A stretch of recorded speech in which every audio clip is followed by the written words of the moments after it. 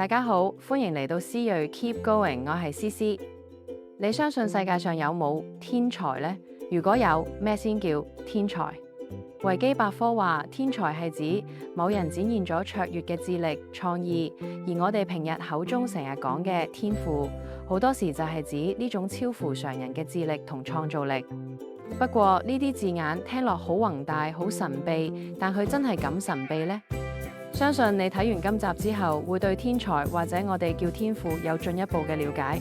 佢正式開始之前，希望大家俾個 like 支持下我。事不宜遲，我哋即刻開始。今日想同大家繼續講《刻意練習》呢本書當中，作者表示咗世上有冇天才佢哋發。佢講，我研究天才嘅故事係我嘅嗜好，但係我從未見過有人唔經過長期密集練習就發展出超凡能力。好多看似不可思議嘅能力，一放入刻意練習呢個框架去分析，就會變得合情合理。點解佢有咁嘅信心？因為佢主張任何看似天賦嘅嘢，其實都可以拆解成具體嘅能力、技巧，再透過系統化嘅訓練，一步步砌翻上去。不如我哋由書中一個故事講起。跳高選手唐諾湯馬斯喺原本喺密蘇里州林登沃德大學讀書，係籃球隊成員。有一日，佢同一位田徑校隊擅長跳高嘅朋友打籃球。湯馬斯喺場上演出幾個漂亮嘅入樽。打完波之後，佢哋去飯堂食飯。係食飯吹水期間，湯馬斯嘅朋友一半玩一半，認真咁同湯馬斯講：你入樽就冇啫，但我打到你跳高過唔到6尺6。湯馬斯一聽就接受挑戰。結果去到田徑館，橫杆升到6尺6、6尺7、6尺8，佢都一一過關。呢件事俾田徑隊教練知道咗，即刻安排咗2日後上場比賽。到比賽當日，着住籃球鞋嘅湯馬斯竟然跳到接近7尺3.4，直接贏咗賽事。2個月後離去英聯邦運動會，仲跳到全場第4。再過1年，佢喺世錦賽奪冠，成績接近7尺8.6。有人估計當時佢一共練習嘅時數可能只係幾百個鐘，就擊敗咗練習超過2萬小時嘅老手。故事聽到依度，你可能會話：睇下1萬小時法則唔一定啱，真正嘅天才係靠天賦，有天賦就會飛天。又好似漫畫橋段入邊，主角被一隻放射性蜘蛛咬咗一下，就突然有超能力。但係作者話奇蹟唔存在。當你見到一個人嘅非凡能力，試下問2條問題：第一，呢項能力嘅確切本質係咩？第二，佢係接受咗佢嘅訓練。通過依2條問題，你就會發現神秘面紗底下其實係一塊一塊可練習嘅積木。以湯馬斯為例，書入邊提出3點關鍵觀察。第一，佢哋第一次大學比賽嘅相片，清楚見到佢用嘅係背越式跳法。呢種技術係違反人類本能嘅。正常人跳咗會向前向上衝，背越式要你背向橫杆，講究踏步節奏、起跳角度、身體拱形同跨杆時嘅重心控制。呢啲唔係天生懂，必須靠大量、持續而且精準嘅練習先可以做得順。換言之，佢第一場已經有相當純熟嘅技術痕跡。第二，有段影片記錄到湯馬斯嘅罰球線離籃框約15尺，起跳跨過幾個球員入樽。呢種爆發力同協調性唔係隨便練2日就做得到。就算我哋冇睇灌籃訓練嘅詳情，合理推斷都知佢為咗入樽，長期做咗大量跳躍、力量、節奏控制同空中身體管理嘅訓練。而灌籃所需嘅跳躍技巧喺運動力學上同跳高高度重疊。換句話講，佢訓練入樽其實同時打咗跳高嘅底。第三，先天條件。湯馬斯身高1.89米，以跳高嚟講唔係極端高，但係相當合適。而佢喺2007年擊敗咗對手身高約1.80米，對方要靠更多訓練去補身高劣勢，相對辛苦。即係話，湯馬斯有唔錯嘅先天體型，再配合長期籃球式跳躍訓練，睇轉項時產生嘅跨域遷移效應，能力跨項目轉用，效果即刻見。更重要嘅係，湯馬斯其後並冇一路突破世界紀錄。由被發掘開始到2015年，佢已經喺跳高賽場打滾咗9年，一直有高水準教練帶，但係最佳成績仍停留喺2007年嘅2.35米附近，但係始終未到世界紀錄2.45米。甚至喺2014年英聯邦運動會跳到2.11米，仲不及2006年嘅表現。咁呢啲數據講緊咩嘢？如果佢真係白紙開局，天賦爆燈，再加嚴格訓練，佢嘅成績應該係一路上升。但現實係佢早就累積咗大量有關跳躍嘅訓練，轉項之初產生嘅初期紅利，之後要再上一級嘅台階，就要進入長期艱苦而精準嘅刻意練習，進步變得少。於是湯馬斯個案由奇蹟變成合乎常理。講到呢度，可能有人會問：運動係體能，天賦影響應該係大啲，咁至於努力呢？書中亦提到，有個團隊對57位9至13歲學生做嘅縱向研究，測試咗佢哋嘅智商、空間智力、記憶力、語文能力、信息處理速度，同時追蹤佢哋學期起點、每日練習時數，連續大約半年記錄數據。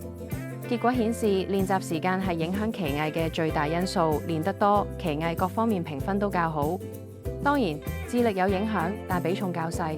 而且令研究者驚訝嘅係，視覺空間能力嘅重要性，竟然唔及記憶力同處理速度。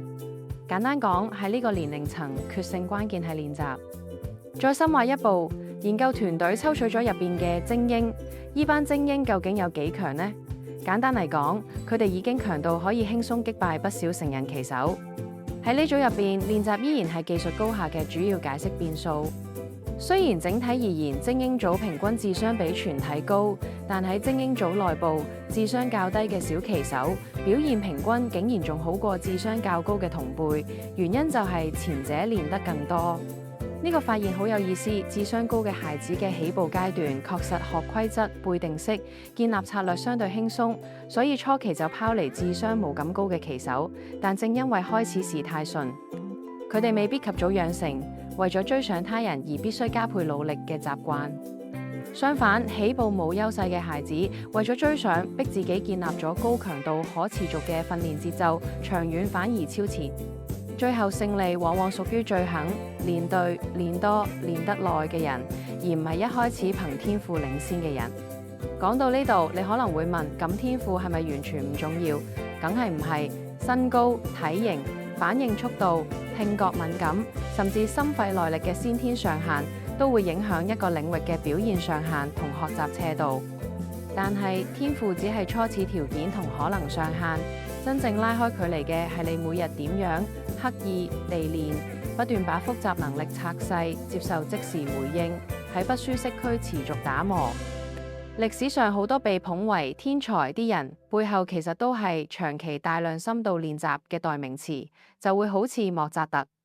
莫扎特常被誤會為一出世就識作曲，其實喺3歲接觸音樂，4歲就開始係父親。當時一位嚴格而專業嘅音樂教育家，系統訓練之下練琴練作曲。早期作品多為臨摹與改編，真正成熟嘅經典，多數嘅青壯年先出現，即係話早起步加長期高質量訓練，塑造咗後來嘅神話。我知喺社交媒體時代，我哋好容易被瞬間成功喺故事吸住眼球，某個 startup 隔夜融資，某位歌手一曲爆紅，某個網紅片段破100萬。你以為佢哋無心插柳，其實大多數係長期佈局。就好似披頭四爆紅之前，喺夜總會一晚演8小時，幾年累積上千場。或者 Kobe Bryant 講過，你可能睇唔到我凌晨4點嘅球館，但當你嘗試追上，我已經練完第2輪。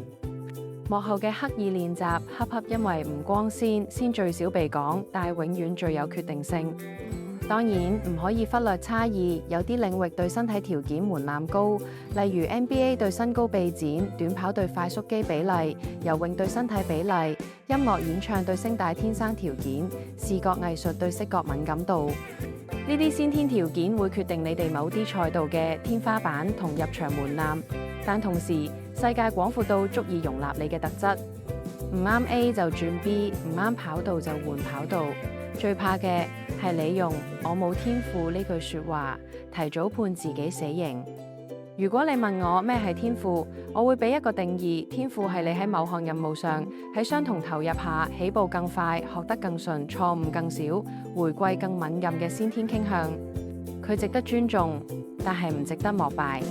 因為無論天賦幾好，當你去到高水平競爭，大家都係高手。真正拉開差距嘅係你有冇建立起可複製、可持續、可量化佢刻意練習系統同復盤習慣。最後，我想用一個名人故事作為結尾嘅補充。史泰龍嘅逆襲寫洛奇劇本時，佢四處碰壁，貧困到要賣愛犬，但佢堅持自己演洛奇，被佢幾十次都唔改。最終用低成本開拍，日夜改戲、練拳、跑步、控制體脂，將故事裡面不服輸活成現實。你睇見係成名，但過程係幾千次被否定之後，佢繼續出拳。各位，所謂天才未必係與生俱來嘅神力，更多時候只係你未睇到佢背後嘅日復一日。當我哋拆解能力、設計練習、量化進步、建立回饋、管理能量、修煉心態，你就會發現，原來你都可以把人哋口中嘅天賦變成你手中嘅技術。你同唔同意作者對天賦嘅睇法？你心目中嘅天賦係點定義？不如喺留言區講下你嘅故事。你喺邊個領域曾經以為自己唔夠料，但後來靠方法同練習追翻上嚟？如果覺得呢段對你有啟發，記得俾個 like， 分享俾需要嘅朋友。下次我哋再一齊將不可能變成我做到。我哋下集見。